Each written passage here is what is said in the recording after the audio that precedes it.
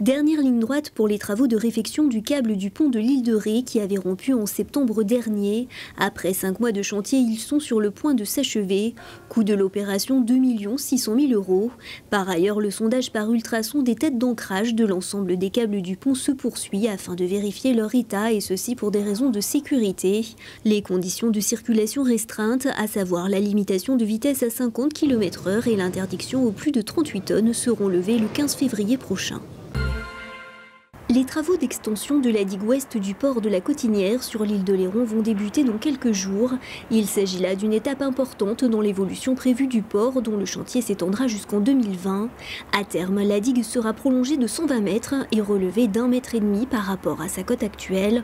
Pour l'heure, depuis plusieurs semaines, des diorites, ces pierres denses et réputées pour leur résistance, sont stockées à proximité dans l'attente des premiers terrassements. Des blocs de 4 à 6 tonnes pièces qui proviennent de Vendée et sont acheminés par la route jusque sur l'île d'Oléron. C'est un nouvel appareil réalisant des massages cardiaques que teste actuellement le SDIS de Dordogne. Il s'agit en fait de la 3e génération de Lucas, cet appareil réalisant des compressions thoraciques.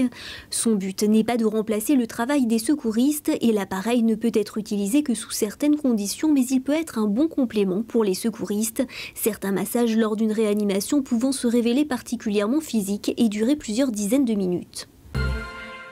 L'aéroport de Biarritz fermé depuis aujourd'hui et jusqu'au 4 mars prochain pour des travaux de rénovation de sa piste d'atterrissage. Longue de 2 km, elle doit être surélevée pour répondre aux dernières réglementations en vigueur.